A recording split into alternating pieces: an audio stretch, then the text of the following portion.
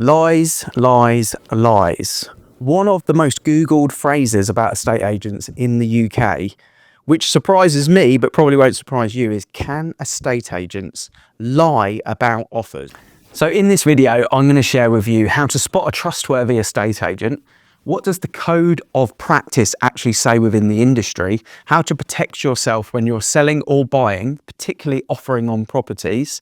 And of course, what we do slightly different here at Avocado so that you can feel a little bit more rest assured when using our services. So let's get straight into the video. Now we have written a blog which highlights everything that you need to know that I'm now going to describe in this video, but in probably more detail for you to take and just consume exactly what it means if you think it's something that's happened to you or potentially happening in the future.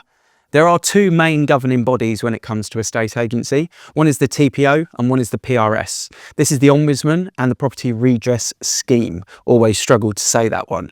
Now, effectively what they say is there is a 24-hour and a 48-hour period of time when an estate agent must inform a seller about an offer from a buyer. And this applies to whether it should be in writing or verbally.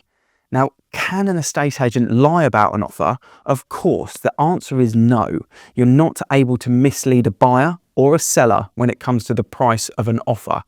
But here's where it does get a little bit grey and why I feel sometimes the industry gets the reputation it probably does deserve, especially in the earlier years, but is changing now and is improving. But that is because depending on whether a buyer has offered asking price or not, depends on what information can be given to another buyer. Now, if a buyer is offered the full asking price on a property, as estate agents, we are able to let another buyer that we've received a full asking price offer. However, if that offer is £1 below, we can't confirm what that price is, even though it's effectively the asking price by £1. So anything that's below or over cannot be discussed. All we can say is there is an offer over or below the asking price. However, if there is an asking price offer, obviously we can confirm that. So that's the slight grey area. But when it comes to actually misleading a buyer, or misleading a seller, that is simply not allowed. You have to speak the truth, you have to speak factually, and effectively we are passers of information. Now, to protect yourself as a buyer that's making an offer, the advice that I give family and friends is to call the estate agent, submit the offer verbally with any terms and conditions that you want to attach to it, and then follow that up in writing. I think this is really important for people to be aware of, because once it's been emailed to the office or to that estate agent, you've officially submitted your terms, conditions, and the price that you've offered in writing. That's then locked in, and there's no real way around that. It has to be shared with the office, and obviously there's a paper trail should anything come back in a kind of negative or frustrated state. So that's the first tip that I would give anyone. Now, if you feel an estate agent hasn't done that or hasn't done what they're meant to as per the code of practice, then they can have penalties, they can be struck off, and serious fines. So it is something that is taken very seriously in the industry. Now, one of the things that I would do to protect yourself is to check if you are viewing a property through an estate agent, what is their governing body? Are they part of the PRS or the TPO?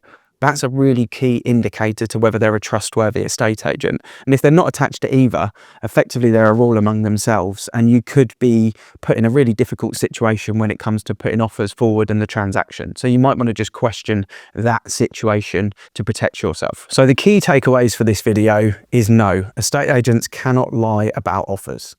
As I said at the beginning, there is a micro grey area where they can say A, B, or C, depending on what price you've offered, if you haven't offered the asking price, to other competing buyers. But hopefully that situation doesn't happen.